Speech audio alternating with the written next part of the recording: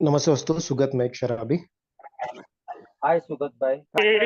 हाय हाय हाय हाय hi friends. केवल ये आपका ऐसा प्यार और ईश्वर की कृपा और अल्कोहलिक एनोनिमस का सुंदर प्रोग्राम, इसके वजह से आज शराब नहीं पिया और आपके सामने आज करने के लिए तैयार हूँ। दोस्तों, आज का जो सब्जेक्ट है मेरा जो दिया गया है, वाइन पावर डिवाइन पावर, इसके बारे में जो मेरे के जो अनुभव है और इसके साथ जुड़े हुए जो मेरे लोग, उनके साथ ही मैं ये शेयरिंग। दोस्तों, शराबी जीवन 26 साल का रहा है और इसके लिए शेयरिंग के लिए मुझे अल्कोहलिज्म भी शेयर करना पड़ेगा। तो आपके थोड़ा अपनी कहानी बताता हूँ। अल्कोहलिक एनोनिमस में मुझे आने की जरूरत क्यों पड़ी? ऐसा क्या हुआ कि मुझे अल्कोहलिक एनोनिमस का दरवाजा में आने की जरूरत, क्योंकि एक काफी अच्छे परिवार से था, जॉइंट फैमिली थी और बचपन से ही माँ पिता ने थोड़े अच्छे संस्कार दिए। अच्छे संस्कार के साथ साथ पिताजी तो अल्कोहलिक नहीं थे, लेकिन जो हमारे जॉइंट फैमिली में कुछ लोग ऐसे थे कि जो कभी कभार शराब पीते थे। हमारे घर के सामने अच्छा बड़ा ग्राउंड था, तो वहाँ वो हमेशा वो एंजॉय कर, और जब भी एंजॉय करते थे, मैं वो स्कूल के जमाने में आज भी मुझे याद है, पुराने गत जीवन में मैंने तो वो उनका जो शराब पीने का तरीका और एंजॉय करने का वो जो तरीका था, मुझे काफी अट्रैक्ट कर रहा था। इतना अट्रैक्ट करता था कि मैं उनको चुप चुप के देखता था कि कितना बढ़िया एंजॉय करते हैं, और मेरे पिताजी हमेशा मुझे वो चीज के लिए देखने के लिए डांटते, मत जा उधर, इधर जा, हमेशा लेकिन वो पढ़ाई भी करता था, तो मतलब मेरा ध्यान उधर रहता था, क्या कर रहे हैं, कैसे एंजॉय कर रहे हैं बड़े, कि मेरे माँ बड़े पिताजी के लड़के एंजॉय कर। तभी से मुझे ऐसा लगता है कि वो जो मानसिक अट्रैक्शन दारू के प्रति, मेरा शराब के प्रति, वो बचपन से था। लेकिन दूसरी तरफ एक पार्ट ऐसा भी था कि मेरे माँ पिताजी मुझे एक धार्मिक कार्यक्रम में लगाने की कोशिश कर रहे थे। बचपन से हमेशा मुझे कोई धर्मगुरु के पास भेजना, जब भी छुट्टी आती थी मुझे वो धर्मगुरु के पास एक एक महीने के लिए छोड़ देते, या कभी मेडिटेशन के लिए भेजते थे। उम्र का 7वीं 8वीं क्लास से ये मेरे साथ सिलसिला चला। मेरी मन से इच्छा नहीं रहती थी कुछ भी, लेकिन उनके जो जबरदस्ती और उनके वो खुशी के लिए मैं वो जाता था, लेकिन करता कुछ नहीं था, क्योंकि मेरे दिमाग में नहीं था वो चीज मुझे करना। मेरा एम बस वही रहता था कि उनके एंजॉयमेंट, वो अट्रैक्शन मेरे अंदर था कि मेरे दोस्त लोग यार वो छुट्टियों में बाहर गाँव जाते हैं, उधर मामा के यहाँ जाते हैं, इधर जाते हैं, और मेरे माँ पिताजी यार मेरे को ये कहाँ लाके बैठा दिए मेरे को, महीना महीना भर, 15 15 दिन। तो वो एक बचपन से ही वो मेरे अंदर वो चिढ़ थी कि मेरे माँ पिताजी मेरे साथ गलत कर रहे हैं, उनके, मुझे ऐसा लगता था, लेकिन उनका करना ऐसा था कि मेरे लिए अच्छा था, कि एक अच्छे संस्कारी बन जाएगा, अभी बचपन से इसको अच्छा आदत लग जाएगी, घर से सबसे बड़ा है तो छोटे भाई को लेके चलेगा, ये अच्छा रहे। लेकिन मेरा मन से ऐसा कुछ भी प्लान नहीं था कि मैं उनके बताए हुए मार्ग पे चलूं, और ये सिलसिला दोस्तों चलता रहा, और मेरा वो जो खुन्नस माँ पिताजी के प्रति थी, वो तभी से वो मेरी बढ़ने लगी। यहाँ आते आते मुझे वो समझ में आया कि ये वो खुन्नस ही थी मेरे उनके प्रति, कि मेरी इच्छाएं पूरी नहीं होती थी। मेरे जो दोस्त मेरे जो खेलते थे कूदते थे, वो छुट्टियों में, दिवाली की छुट्टियां हो गई या धूप काली, मेरी इच्छा पूरी नहीं होती थी। तो वही वो एक दिन ऐसा आया कि वो अंजाम देने के लिए मैंने वो 10वीं पास हो गया, और 3 दोस्तों ने मिलके एक बोतल में 3 लोगों ने पिए। उसमें से एक दोस्त ने पहले दिन वोमिट कर लिया, तो आज तक नहीं पिया उसने जिंदगी में। भी मिलता है आज भी उसका दारू के प्रति डर है मन में, कि वो पहली वोमिट हुई थी, आज तक नहीं। दूसरा था, वो आज भी सोशल ड्रिंकर, भी कभार पीता है, रात को पीता है। और मैं तीसरा व्यक्ति उसमें से ऐसा निकला कि मुझे एक क्रॉनिक अल्कोहलिक हो गया, जो मुझे घंटे घंटे 2 2 घंटे में लास्ट टाइम पर शराब लगने लगी। ये समझ नहीं आ रहा था, अल्कोहलिक एनोनिमस में आने तक नहीं समझ आ रहा था ये मेरे साथ ही क्यों हुआ है। मेरे बाकी सब दोस्त तो अच्छे से पी रहे हैं, सब बराबर, मेरे साथ ही ऐसा क्यों? और इस सिलसिला दोस्तों चलते गया, फिर पढ़ाई में भी अच्छा था, पढ़ाई करने लगा, सब हर चीजें ईमानदारी से करता था। घर के प्रति भी एक ईमानदारी थी कि सबसे घर में बड़ा हो तो थोड़ा करता था। धीरे धीरे वो मेरा शराब पीना घर में पता चल गया, तो वो मान्यता मुझे मिल गई कि घर में शराब पीना अलाउड है। तो वो थोड़ी मान्यता मुझे, वो जो सर्कल जो बैठता था मेरे घर में, उनके साथ बैठने की मान्यता मिली। भले ही मेरे पिताजी नॉन अल्कोहलिक थे, लेकिन उनको पता था कि अभी ये काम धंधे करता है, सब बराबर है, सब चीजें इसके साथ अच्छी हो रही, और वो सिलसिला दोस्तों चालू हो गया। उसके साथ मैं फिर वो पार्टीज प्लानर्स कर, और ये वो सब सिलसिला मेरा चालू हो गया। और धीरे धीरे एक मुकाम था कि एक मिडिल क्लास फैमिली में जन्मा हुआ व्यक्ति थोड़े एम्बिशियस रहता कि मुझे सब चीज होना जो मेरे दोस्तों के पास है, वो सामने वाले के, उसके लिए मेहनत करने लगा। और मेहनत के साथ साथ वो शराब भी मेरी अपने ही प्रकार से चालू थी। और सब जिंदगी मैंने उस टाइम पर फिर किसी को पूछना ना पूछना मेरे हाथ में ले ली थी सारे डिसीजन। मेरे कोई भी इन्वेस्टमेंट रहो, इवन मेरी शादी का रहो, या कुछ भी, मेरे को एक बाइक भी खरीदना रहो, मेरे को कार भी खरीदना रहो, तो वो मैं अपने मर्जी से करूंगा, पूछूंगा नहीं। कि मुझे ऐसा लगा कि मैं सेल्फ हो गया, मैं सब मेरे मर्जी से कर रहा हूँ, और मेरे जो टैलेंट है उसके बलबूते पे कर रहा हूँ हर चीज। एक अहंकार धीरे-धीरे उनमें बढ़ने लगा, क्योंकि मेरे साथ में जो पढ़ने वाले कुछ दोस्त थे, वो कुछ मेरे से पीछे रह गए थे। तो मैं ऐसा बोलता था कि देखो, तुम टॉपर रहने के बाद भी तुम मेरे से पीछे हो और मैं तुम्हारे से कहाँ आगे निकल गया देखो। फिर भी मैं देखो मतलब खाता-पीता सब मज़ा करता, एन्जॉय करता, और वो ग्रैंडोसिटी बताना उस टाइम से वो मेरी आदत बन गई थी। जेब में रुपया है लेकिन ₹2 बताने का, और इस तरह वो धीरे-धीरे, धीरे-धीरे मेरा अल्कोहलिज़्म चालू हुआ। शादी हो गई, शादी शादी भी मेरी मर्ज़ी से हो गई, जो लड़का ही चाहिए थी मुझे, उसके लिए भी काफ़ी मशक्कत करनी पड़ी मुझे, लेकिन वो हो गई। घर वालों ने एक्सेप्ट कर लिया, सब हो गया। उसको भी पता था मैं ड्रिंक करता हूँ, और वो भी बैकग्राउंड में वो वर्किंग वुमन है, तो उसे उतना फ़र्क नहीं पड़ता था कि आजकल सभी पीते हैं। तो उसने भी मुझे मान्यता दी थी शराब पीने, और वही सिलसिला दोस्तों चालू हुआ। कभी बीवी पहले-पहले डाँटती नहीं थी, कोई शराब-वराब ज़्यादा, फिर एक आध बार कभी टोकती थी। जब मेरा अल्कोहलिज़्म धीरे-धीरे बढ़ने लगा, तब वो टोकना मुझे चालू हो गया कि शुगर, तेरा शराब पीना ज़्यादा हो गया। 2 बार मेरे माँ-पिताजी ने मुझे टोका, लेकिन मुझे ऐसा लगता था कि मैं मेरा सब अभी ठीक है यार, तुम क्या टोकते हो? मुझे तो ये रूटीन लाइफ़ में सब करना पड़ता है, ये सब चीज़ें मेंटेन करने के लिए ये चीज़ें मुझे करना पड़ेंगी। तुम्हारे को क्या समझता दुनियादारी क्या है? इसके साथ बैठना पड़ता है, उसके साथ बैठना पड़ता है, ये प्लानर्स करना पड़ता है, वो प्लानिंग करना पड़ता है। मैं तुम्हारी ज़रूरतें पूरी कैसे करूँगा अगर मैं ये नहीं करूँ? ऐसा बोल के मैं टालता था। लेकिन कहीं न कहीं उनको वो चीज़ें दिख रही थी मुझे। वो अभी यहाँ आने के बाद मुझे पता चलता कि वो कहीं न कहीं वो ईश्वर की आवाज़ थी जो मुझे वो टोक रही थी वो करने की। लेकिन मैं सुन नहीं रहा था, क्योंकि मैं अपने वो ग्रैंडियोसिटी और अपने वो गुलाबी बादलों में था कि जो चीज़ें कर रहा है सुगत सही कर रहा है, तू सही रास्ते पे चल रहा है, तो कोई गलत रास्ता नहीं है। और ये करते-करते वो सिलसिला चालू था, धीरे-धीरे वो शराब के साथ-साथ फिर कहते ना कि बाकी चीज़ें भी आती, फिर वो रम-रबा-रबी वाला चक्कर मेरे साथ चालू हो गया। अभी धीरे-धीरे घर की जो झगड़े का जो स्वरूप था वो चेंज हो गया। वो अभी आवाज़ घर के बाहर आने लगी। जहाँ घर के बाहर को आवाज़ नहीं आती थी, आज धीरे-धीरे वो चीज़ों की वजह से मेरे घर में, घर के दरवाजे के बाहर आवाज़ जाने लगी। पता चलने लगा कि धीरे-धीरे सुगत अल्कोहलिक हो गया है। वो पीता है रात को 1 बजे, 2 बजे जब भी आना है तब आता है। कभी बीवी ने दरवाज़ा नहीं खोला तो रात भर कार में ही सो रहा है वो। सवेरे उठा तो और कहीं न कहीं जा रहा है। वही आलम चालू था दोस्तों, और वही इसमें एक दिन बहुत कहीं मुझे शाम को एक फंक्शन में जाना था। वाइफ़ ने सवेरे बोल दिया कि ऑफ़िस से थोड़ा जल्दी आना, आज हमको कहीं फंक्शन में और वो दिमाग में था कि जाना है। लेकिन उस दिन और एक कुछ अलग टेंशन था, वो जो एक अलग अफ़ेयर था मेरा, इस चक्कर में वो टेंशन में वो सवेरे से उस दिन मैंने पीना चालू, सवेरे मैं 10-11 बजे से जो पीना चालू कर दिया रात को, इतना सोच के गया था कि थोड़ा-सा पी लूँगा, फिर शाम तक जाना है, फिर वहाँ प्रोग्राम में जाके पिएँगे। लेकिन उस टाइम पर भी कंट्रोल नहीं हुआ, और वो बैठे-बैठे वो टेंशन के मारे मैं पीता रहा। कितना पिया अपनी बॉटल। शाम को 7:30-8 बजे घर आया, बेबी के फ़ोन पे फ़ोन बज रहे थे, फ़ोन बंद कर, फ़ोन बज रहे थे तो डिस्टर्ब नहीं होना मेरे एन्जॉयमेंट के मामले में मेरे को किसी का डिस्टर्बेंस मेरे को पसंद नहीं। चाहे मेरे माँ-पिताजी रहो या मेरी बेबी रहो या कोई दोस्त रहो। मुझे दारू के लिए उस टाइम पर भी टोका तो मैं उनको बात करना बंद कर देता था, या उनका ब्लैक लिस्ट में उनका फ़ोन डाल वो फिर वो शाम को मैं घर में आया, एकदम उसने चिड़-चिड़ मेरे ऊपर चालू कर दी, जैसे मेरा हालत देख ली उसने, कार से कैसे चलाते आया पता चढ़ा। फर्स्ट फ्लोर पे देखा उसने मेरी हालत, तैयार होके बैठी थी। उसने एकदम झगड़ा मेरे साथ चालू कर दिया, इतना भयंकर झगड़ा हो गया कि जिसकी हद नहीं। वो हमेशा मुझे धमकी दे रही थी कि मैं तेरे को छोड़ के जाऊँगी, मैं सुसाइड कर लूँगी, ये कर लूँगी, वो कर लूँगी। तो मैं उतना सुनने के ये नहीं था, बोला जा तेरे को जो करना है वो कर। दोस्तों उसने वो उस दिन सही में वो अंजाम दिया, उसने वो टॉयलेट लिक्विड क्लीनर रहता है वो मुँह को लगा लिया। जैसे ही लगा रही थी, मुझे क्या हुआ पता नहीं, उसके हाथ से वो बॉटल छीन लिया मैंने, और लिटरली मेरे मुँह को लगा ली मैंने, और पूरा का पूरा वो शराब का नशा और वो लिक्विड क्लीनर हो गया। विदिन अ सेकंड लगे मुझे ज़मीन पे गिरना नहीं। उसके बाद में कुछ दिनों बाद मुझे पता चला कि वो इंसिडेंट 2 डॉक्टर के पास मुझे लेके गए।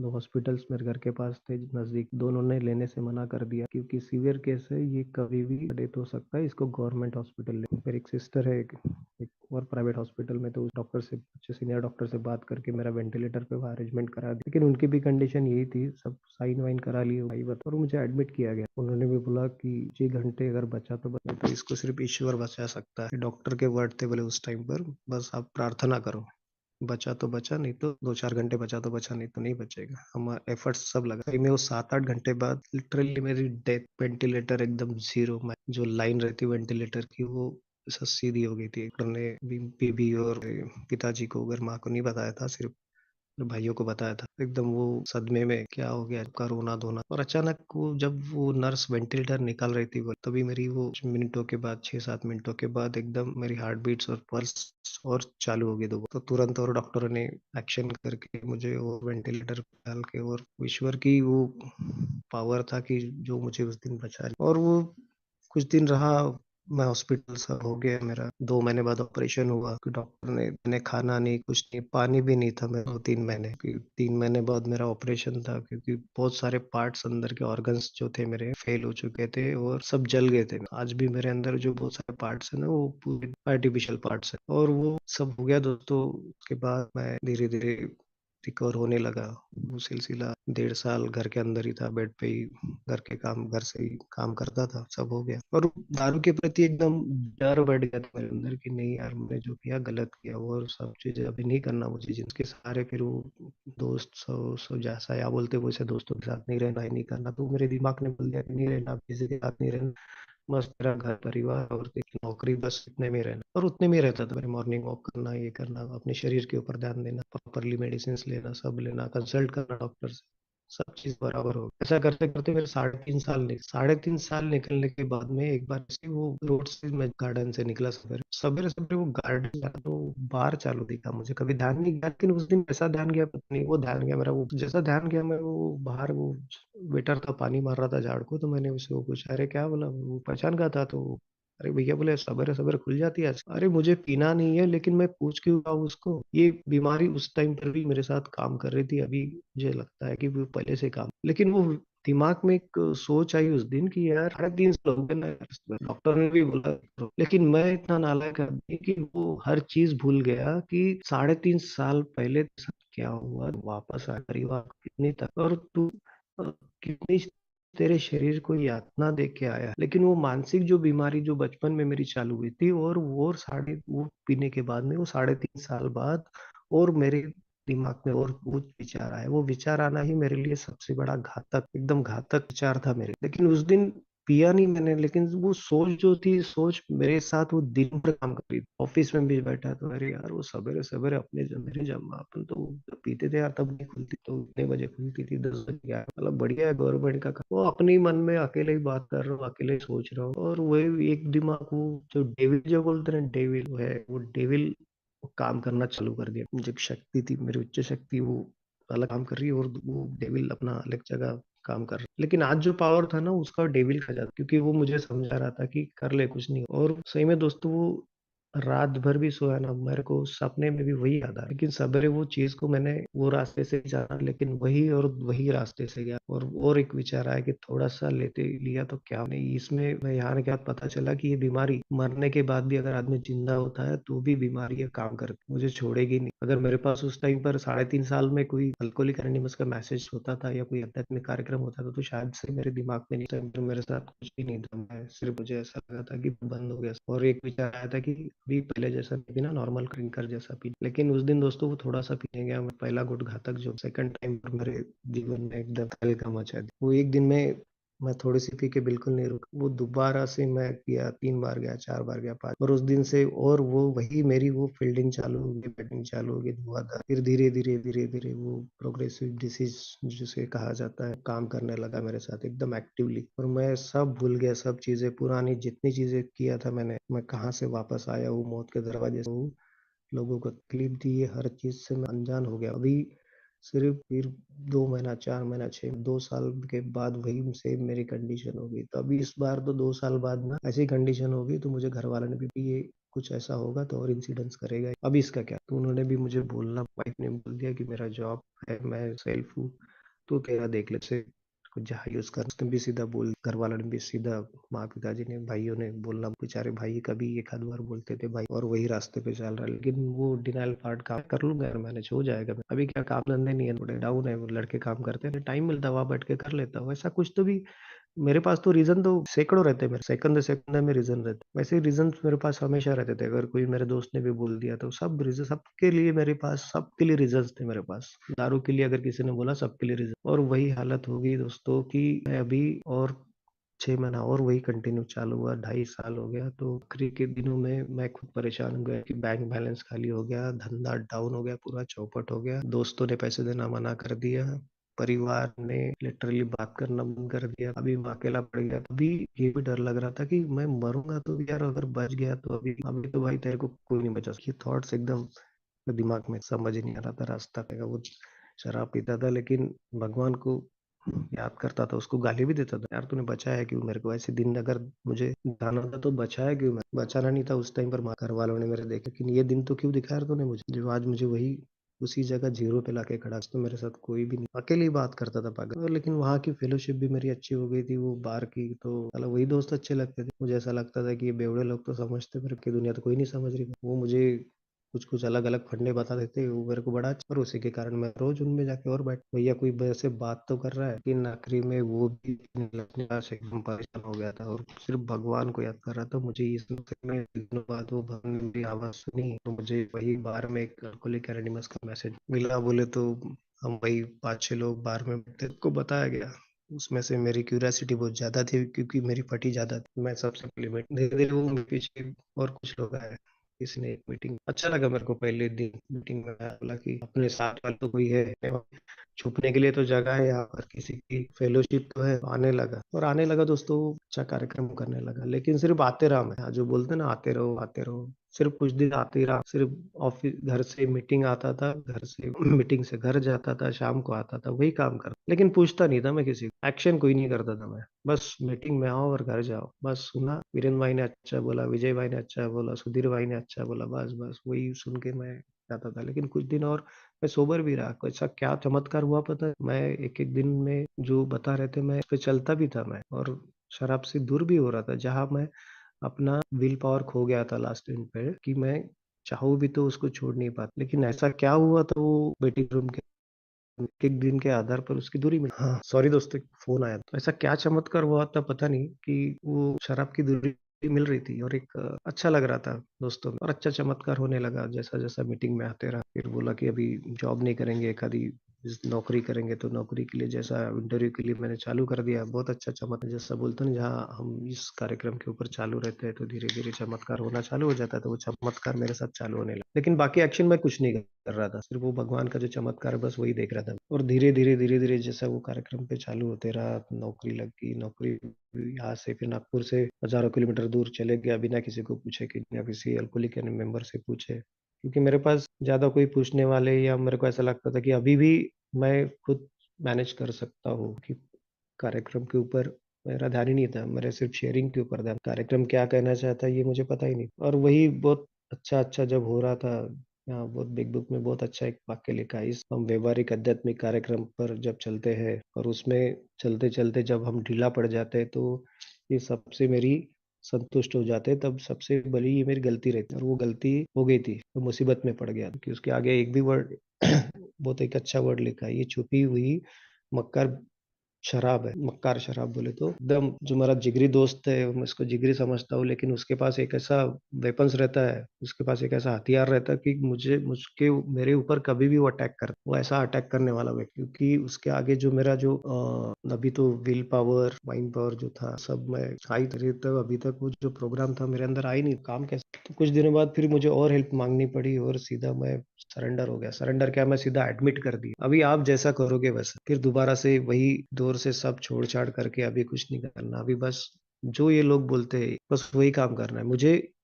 यहाँ जो लोग जी रहे ना, मुझे बस उनके जैसा जीना, इनको जो मिला है बस मुझे वही चाहिए। इसके लिए वो भी मैं कुछ भी कोई भी लेवल तक जाने के लिए ये जब दिमाग में आया ना, और मैंने हाथ बढ़ाए यार, जब तक मैं हाथ बढ़ाऊंगा नहीं कोई हाथ देगा नहीं। तो हाथ बढ़ाया, मैंने हाथ बढ़ाया, और धीरे धीरे जब मैंने पहले कदम से अपना कार्यक्रम लेना शुरू कर, शराब के आगे तो मैं हार गया था, ये मैं 100% मान लिया कि अभी नहीं है। मैं अभी तो मेरा विल पावर तो टोटल खत्म हो गया, अभी इसके आगे मैं बिल्कुल नहीं जीत। तुरंत मैं उसको मान लिया, एक्सेप्ट कर लिया 100%। ये अभी जो भी कर सकता है ये प्रोग्राम कर सकती। इसके पहले डॉक्टर वॉक्टर भी किया था, तो मुझे सूट नहीं हुआ, वो हुआ ही नहीं। जब उन्हें वो एडमिट किया आप लोगों के सामने कि मैं अभी हार गया, ना अभी मेरी मरने की मेंटालिटी है ना कुछ, अभी तो बस मुझे एक अच्छा जीवन। और जब एक्सेप्ट किया मैंने और आगे आगे चलते गए, और फिर जैसा एडमिट करने के बाद मेरी जो अस्त व्यस्त था जो बता एडमिट बोले तो क्या, मुझे सिर्फ 2 ही सवाल पूछे। पहले तो 20 प्रश्न काफी दिए थे, लेकिन जब सेकंड टाइम आया सर ने 2 ही सवाल पूछे। "क्या जब भी तू शराब पीने जाता है सीमित मात्रा में पीता है क्या?"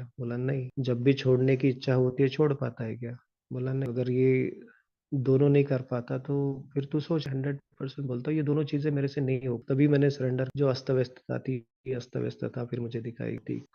और धीरे-धीरे फिर मुझे इमीडिएट कि अभी मेरे से ज़्यादा कोई उच्च शक्ति कि मैंने सब कर चुका था, क्योंकि मुझे तो 100% पता चल गया था कि मेरा विल पावर तो अभी खत्म हो गया। अभी इसके आगे तो कोई भी मैं मुझे घुटना टेकना पड़ेगा। अभी कोई तो भी चमत्कारी होगा जो ये शराब से दूर दिला सकता है मुझे। मुझे तो यकीन नहीं हो रहा था कि ये लोग जो दूर है तो सही में इनके साथ चमत्कार हुआ। मुझे वो चमत्कार चाहिए। पहली बार हुआ था, लेकिन बोला दोबारा से और शराब आ गई।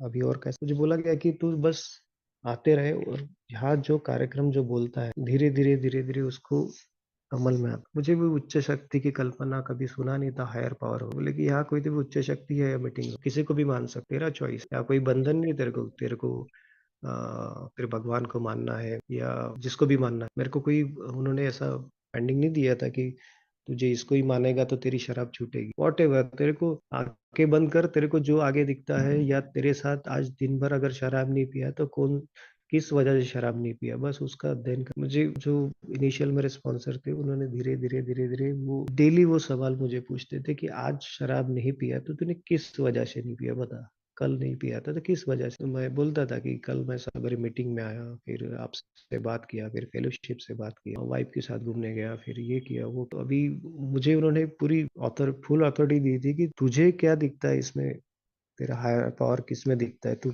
सोचना चालू कर, तू ही ढूंढ। और धीरे धीरे धीरे आते चले गया, मैं आते चले गया, तो मुझे वो कंसेप्ट धीरे धीरे क्लियर हुआ कि नहीं, मैंने मान लिया कि यार नहीं, हाँ, जो मैं शराब से दूर हूँ, जब आखिरी टाइम पर मैं इतनी हालात में था और यहाँ एकदम अचानक से मेरी जब शराब बंद होती है तो यार बोला कुछ ना कुछ तो ताकत। क्योंकि ऐसा नहीं था कि मैं धार्मिक नहीं था, मैं पूजा पाठ नहीं करता था, लेकिन उस शराब की वजह से मेरे और वो भगवान के बीच में ऐसा एक पर्दा लग गया था कि जो मैं उसको खोलना ही नहीं चाहता था। वो तो मुझे हमेशा वॉच कर रहा था, लेकिन मेरी मेरी इच्छा नहीं थी कि वो पर्दा खोल के देखूं उसको। मैं एक हाथ बढ़ाऊं, उसने जब मुझे यहाँ तक लाया है, आज तो मैं मानता हूँ कि यार मेरे से किसी के लिए ना किसी के लिए अच्छा काम करने के लिए मुझे यहाँ लाया होगा है, जिंदा रख। और वो जब धीरे धीरे वो प्रैक्टिस में होने लगा, वो विश्वास मुझे पैदा होने लगा कि उच्च शक्ति मेरे मानसिक संतुलन को पुनः स्थापित कर सकती है, और एक एक दिन के आधार पर वो मेरे साथ वो चीजें होने लगी। और एक अलग सा जो फीलिंग जो रहती ना, इतना सब होने के बाद में, जब आदमी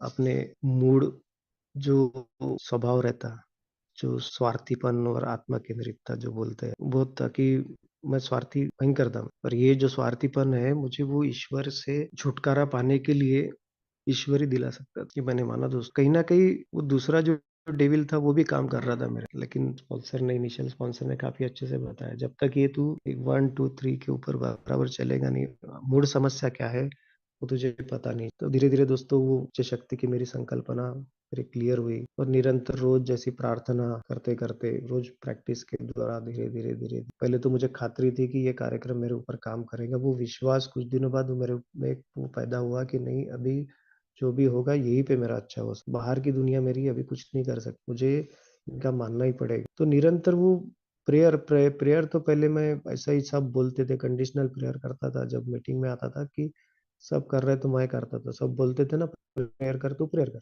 तो वो प्रेयर करते रहा। लेकिन वो धीरे धीरे वो खतरे का जो है मेरे में विश्वास आना चालू हो गया कि नहीं, अभी ये प्रेयर जो है, वो प्रेयर में भी काफी ताकत है। और वो प्रेयर दिल से, आखिरी के टाइम पर दिल से वो जो मुझे, जो शक्ति जो मुझे चाहिए थी, मेरा जो ईश्वर को जो मेरी संकल्पना थी, वो धीरे धीरे मेरे सामने वो आने लगी। एकदम वो जो धुंधली तस्वीर जो थी मेरे सामने, वो क्लियर, जैसी आंखें बंद किया एकदम मेरे सामने दिखने लगी। तो ऑटोमेटिक वो प्रैक्टिस करते करते मेरा वो होने लगी वो चीज। और एक एक दिन के आधार पर इतना मेरे में मानसिक बदलाव और मानसिक जो अनुभूतियां है वो होने लगी। तो और अभी तो वो विश्वास का जो रूपांतर अभी वो श्रद्धा में हो गया एकदम, कि नहीं भैया अभी तो क्या आगे कुछ नहीं, क्योंकि दुनिया सब देख लिया सुगत तूने, अभी यही एक मार्ग है, आध्यात्मिक मार्ग है, और यही तेरे 12 कदम है जो तेरे जो मानसिक संतुलन जो तूने खोया है वो तुझे बाहर ला सकती है। और ईश्वर की सहायता के बिना इस स्वार्थीपन से छुटकारा मैं पा ही नहीं सकता। सबसे पहले मुझे वो ईश्वर बनना जो था मेरा बंद करना, क्योंकि मुझे जब मैं पुरानी ज़िंदगी में गया तो मुझे ऐसा लग रहा था कि मैं ही सब कर रहा था। लेकिन अभी यहाँ आने के बाद वो सब ऐसा लगता है कि वो हर चीज़ मेरे साथ जो हुई, वो ईश्वर ने की। और यहाँ पर भी लाने का जो भी उद्देश्य होगा, वो क्या उद्देश्य होगा अभी तक नहीं मुझे पता। लेकिन ये सब उसकी ही अनुभूति मुझे हुई है, और उसके कारण ही मैं आज यहाँ टिका हूँ। और उसी के लिए मैं एक-एक दिन के आधार पर मीटिंग से जुड़ा रहता हूँ। और आज मुझे पता है कि आज मैं सब मेरा जो भी मेरा मन और जीवन है, उसके ऊपर टर्न कर लिया मैंने। अभी ज़्यादा मुझे सोचने की या ज़्यादा विचार करने की ज़रूरत नहीं। मुझे यहाँ तक लाया है, यहाँ तक किया है, तो आगे भी कुछ तो भी अच्छा करेगा मेरे साथ, ये मुझे 100% मेरी मुझे विश्वास। और इसीलिए दोस्तों, एक-एक दिन के आधार पर आज सोबर हूँ और एक अच्छी ज़िंदगी जी रहा हूँ, और कहीं बाहर की दुनिया में जाने की सोचता नहीं। घर, काम और मीटिंग, बस ये ट्रायंगल में रहने की कोशिश करता हूँ, और कुछ रोज़ नया कुछ सीखने की कोशिश करता हूँ। आप भाइयों ने शांतिपूर्वक सुना, इसलिए धन्यवाद। धन्यवाद